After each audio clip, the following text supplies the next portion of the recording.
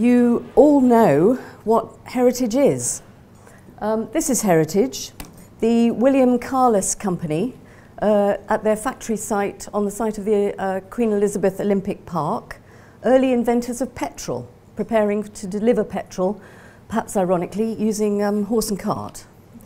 And this is heritage, a glimpse just last week at the Barratt Homes Landmark Place development by the Tower of London of a Roman box quay structure, a sort of quayside pontoon on what would become the most important business centre in the Western Roman Empire. And I want you to imagine, if you can, just who might have set foot on that pontoon. Entrepreneurs, traders, Roman soldiers, politicians, slaves, kids, the early developers of Roman Londinium. And this is heritage, Granary Square at Argent's King's Cross development, a thriving and authentic testament to placemaking, created with real, genuine understanding of the many meanings of place, seeing even this as heritage, the wider stories and connections between people and place, above and beyond the listed buildings and the really evident urban grain of the stores and the fish and coal depots and the goods yards and the gas holders. If you can't read it, King's Cross, dense with angels. There are cities and histories beneath your pavements, cities behind your skies, let me see. I love how Argent used an almost archaeological approach, a multidisciplinary peeling back of layers of meaning, even using poetry to forge connections with those who were and would continue to be connected with the place. So this is archaeology, this is history, this is story. This is his story and your story and my story, and we are just there in the midst of things somewhere, trying to understand where we've come from and stay rooted in what's going to come next. And the stories, of course, are very many and evolving, and sometimes they change quite radically. A sense of place is not a fixed thing, but a continuum where you're forging new identities and forever building new meanings and shaping new meanings. And that's really what I'd like to talk to you about today, how we actually invest and how the development industry invests in those meanings. We are facing obviously unprecedented demand for new housing stock, and unless we shift our approach to do more of this investment, we stand to make too many hasty decisions, short-termist decisions that disenfranchise our places and forever affect our futures. The planning framework has an awful lot going for it, and although the development industry is spending around about £200 million each year on archaeology in this country, we have a problem in that we're treating archaeology really as simply a cost and missing a massive opportunity to make it really work for a development and for development as a whole by treating it as an investment. It's been about 25 years since archaeology was fully integrated within the planning process in England, and as I say, it works pretty well. With archaeology a material consideration in planning, what happened 25 years ago was the heritage sector quickly adopted a very risk management approach and established simple steps which are aimed at helping developers to get planning permission from planning authorities in their new role as curators by providing expert advice to the developers, to developer clients, so that they can provide the information on how their scheme is going to approach heritage and archaeology. So most archaeological work is carried out on tight contracts and managed as a planning condition, and especially with urban archaeology, it's done as quickly as possible. Every effort is made to record and dig as fast as possible, because what happens on site is just the tip of the iceberg, and research and analysis takes place later, off-site, off the critical path.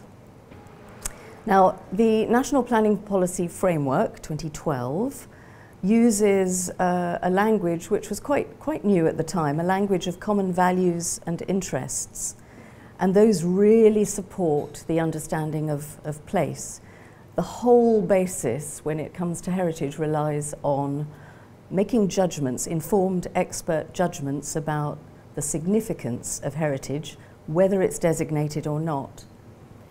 And those principles, of course, are also enshrined in developments which fall outside of the planning process, major infrastructure schemes, for instance, such as Crossrail. The presumption that heritage should be protected if it's significant, and if it's going to be lost, then a scheme that's permitted will have to deliver some form of public benefit from that heritage. So here at Liverpool Street, the excavations for the new station for Crossrail meant excavating the Bethlehem Hospital remains and a Roman cemetery site, altogether, by the way, involving recovery of some 3,000 skeletons. But it also delivered important educational resources, archives, publications, and discoveries were shared during the work by the viewing gallery that I think you can probably make up at the very far end, talks and a touring pop-up exhibition and a community dig. In many developments, that might be the full extent of public engagement, but increasingly, major infrastructure schemes are recognising the commercial value that heritage engagement brings. And this is, I hope, a recurring theme of what I want to talk about this morning, because there is a commercial value. Tideway, for instance, the new name for Thames Tideway Tunnel, Tideway are using a major heritage interpretation strategy to connect Londoners with the Thames. They've discovered that there are people living in Southwark who've never visited the Thames. It's rare, though, that public engagement actually speaks to design. Now, don't get me wrong, I'm talking about place, but it is vital that archaeology is done swiftly and it's safely executed and it's not full of nasty surprises. And that's what archaeologists have spent the last 25 years trying to ensure. But if developers are spending about 200 million each year on archaeology, are they getting enough for their money? And I say not. And so here are just some very, very simplified top tips. Now, we all say this, don't we? Don't be the ostrich and put your head in the sand. Talk to us first. I'm sure every profession in the room will say, talk to us first. But it's true. Before the dream, before site acquisition, before the business case, find your heritage expert and then frame the limits of your dream. Define the strategy. It's about heritage risk definition, but it's also about opportunity for place. And secondly, integrate archaeology across the team. So for instance, if you're working on a site like the Bloomberg development in the City of London, which is well below street level with very wet ground due to a flowing river, the River Walbrook, and the need to install the massive props that you can see running across the site, a really complicated and important scheme for the new bank tube station entrance on this site. You need to know exactly how the archaeology is going to operate. You need your team to be really integrated. And given that the site is in this valley and the ground is sloping down in the direction of the arrow away from us towards the Thames, so too is the archaeology sloping down and getting deeper, much, much deeper at one end. So in essence, this is a long story to make the short point that one needs to pre-excavate by hand the positions for each of the prop brackets to be inserted. And none of this is a problem, but to state the blindingly obvious, it is a problem if you only discover it after you started installing your shoring and your design. So you need to integrate. You need to integrate the team for design and cost control, and also for productivity, if you like. It's good for morale. The discoveries that are being made on the site aren't just for the archaeologists to cart away. They unify the team. But there is one final magic ingredient, and this is the Holy Grail, if you like, how to do better than just manage the archaeology, how to be determined to make heritage really work for development, for posterity and prosperity. In other words, get a real and lasting return on your investment and become happy ostrich, innovative and entrepreneurial, and really using heritage to the best effect. So how then do we achieve that? Well, thanks to agencies such as Historic England, the National Trust, the Heritage Lottery Fund, the Crown Estate, many, many others, there's actually a decent body of policy-based research about the value and contribution of heritage. The HLF recently identified a 24.6 billion contribution to GDP from heritage. And this bubble chart from Historic England, if you can make it out, summarises the contribution of heritage to quality of life and education and tourism and regeneration and development and personal development and well-being and sense of place. The DCMS has just published its Culture White Paper in March 2016, which proclaims that our historic environment is a unique asset and local communities will be supported to make the most of the buildings they cherish. And the paper describes the proposed introduction of new heritage action zones, which Historic England are going to develop, to build partnerships around development and regeneration that stimulate the productivity of heritage. Now, what these pieces of research all share is the central theme that intangibles such as the spirit of place are actually the making of distinctive and special and memorable places that will thrive into the future. I imagine we all get this, you all get this. We might not have done a few years ago, but we do now. But what's harder to get is how to actually invest in those assets in ways which help us create lasting connections between people and place. And this is what in effect creates a kind of social capital, a cultural capital, through which you can deliver your meaningful return. So understanding provenance, understanding histories and stories, that's one thing, and conserving and protecting historic fabric, that's another, but engaging with those stories and investing so that those stories can continue to develop, that's posterity.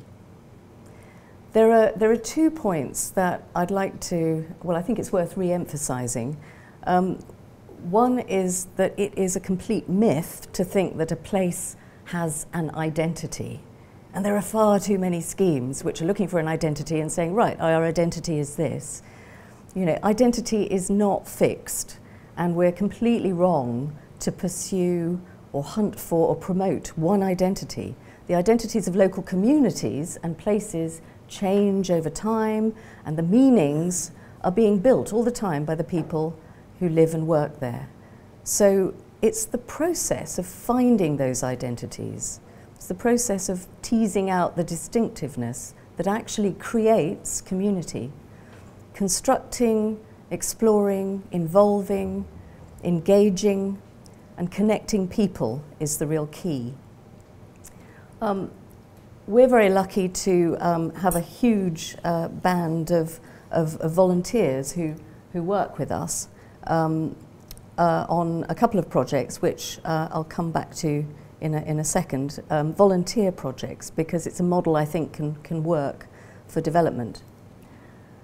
One is Citizen, the Coastal and Intertidal Zone Archaeology Network, and the other is the Thames Discovery Programme.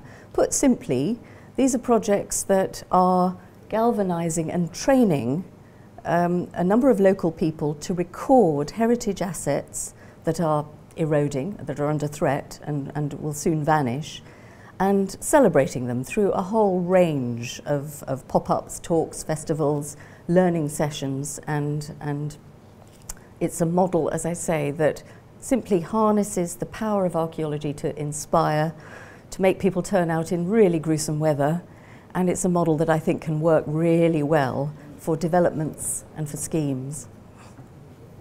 The second point is about distinctiveness, and the fact that distinctiveness or uniqueness is good for livability and it's good economics. You might know the World Bank's publication on the economics of uniqueness, which explores the positive influence of heritage on livability and economic growth and local economic development. So it's not just about a city or a scheme being differentiated by its conserved historic core and therefore being more competitive. It is about that, but it's not only about that. It's also about creating social capital and really anchoring people to their roots, building self-esteem amongst a community and creating a will in them, which just comes from caring, to actually invest, to get people to want to invest emotionally and even literally in their own community. So Kane Hoy and Galliard Holmes are doing this at the moment with the Shoreditch Curtain Theatre site, the excavation of the Shakespearean theatre, which, by the way, turns out to be square rather than polygonal, so something we're quite excited about.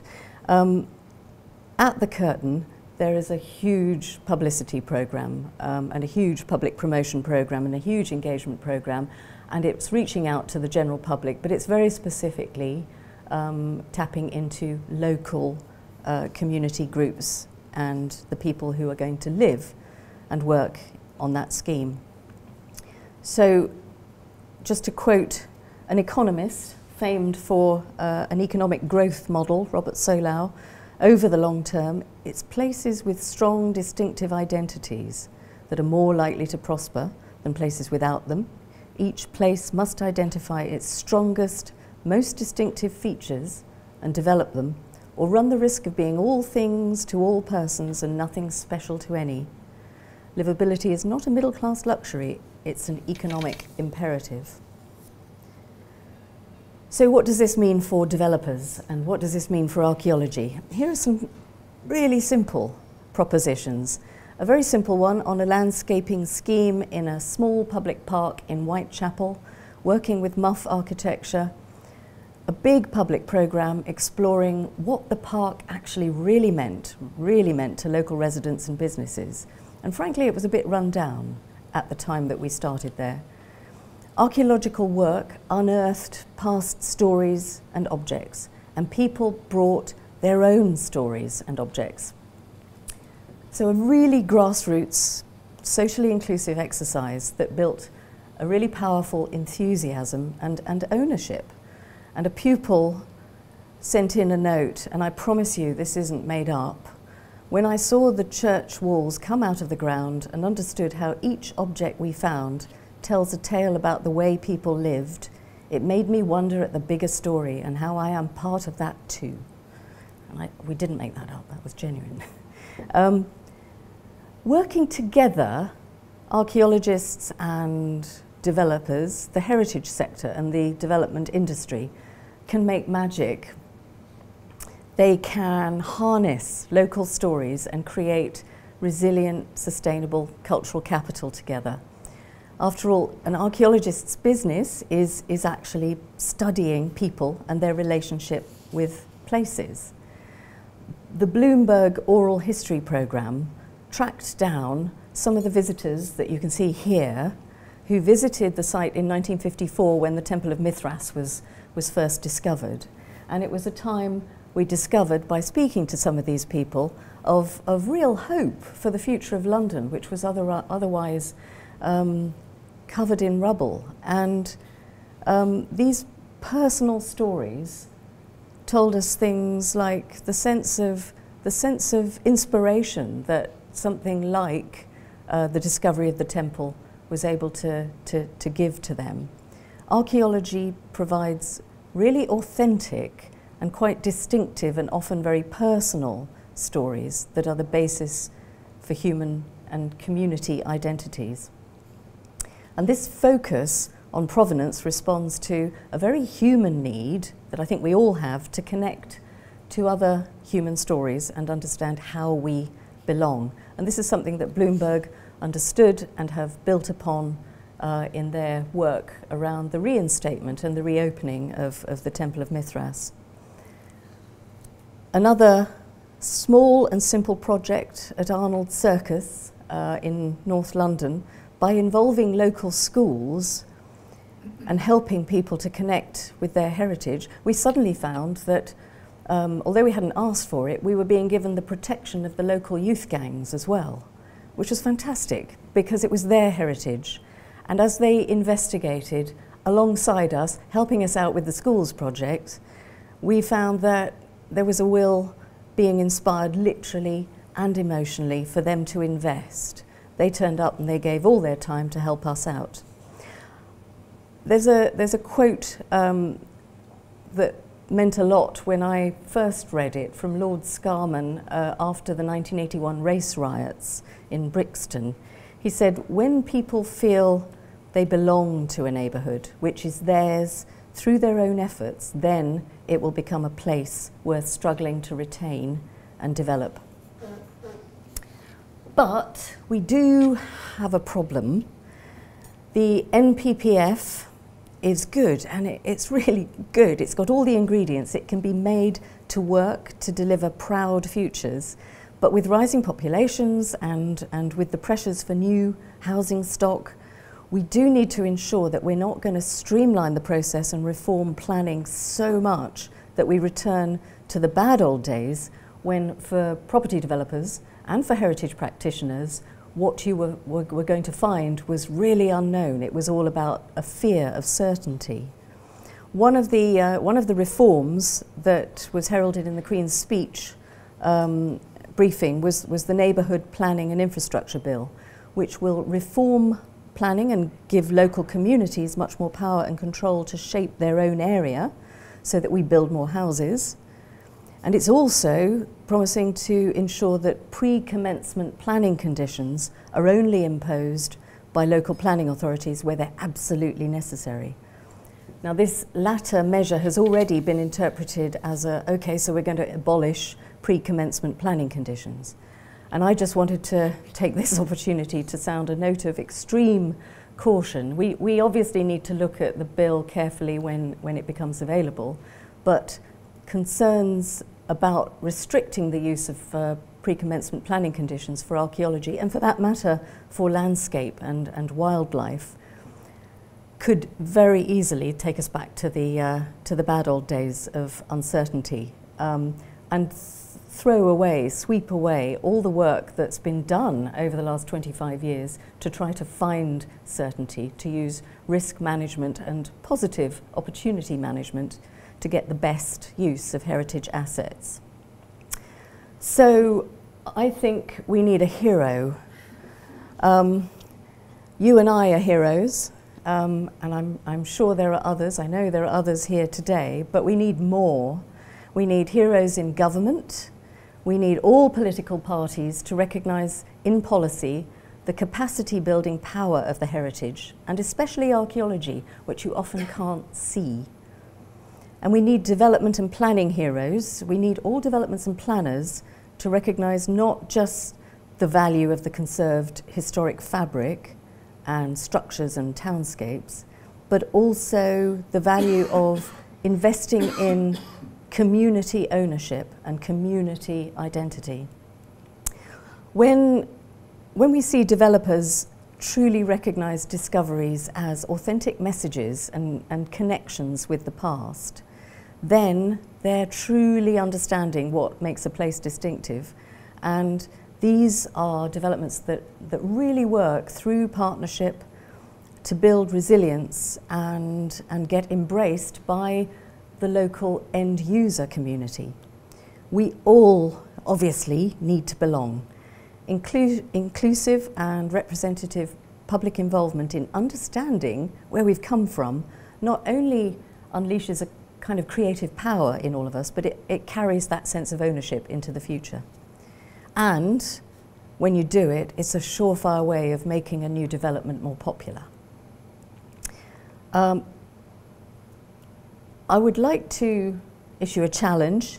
I know, fundamentally know, that the power of archaeology to engage people for the long term is extraordinary, and that used well, it reaps returns on the investment. Returns, for instance, in footfall and in buzz and enthusiasm and in resale values and in rental values.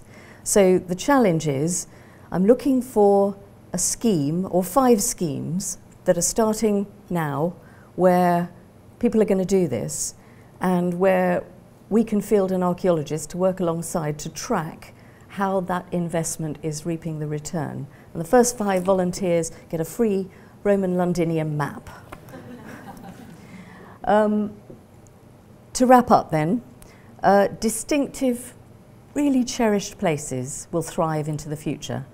You all know that. They're nurtured by a much prouder and more engaged people. And indeed, it's this connection to place that's the very heart of a community's resilience. So heritage and professions like archaeology can help developers really unlock that long-term value while still minimizing risk. So in this era of unprecedented demand, nothing could be more important than heritage in protecting that embedded value that lies there already in the community. I would say that heritage is arguably the most powerful basis from which to forge a place's future resilience and prosperity.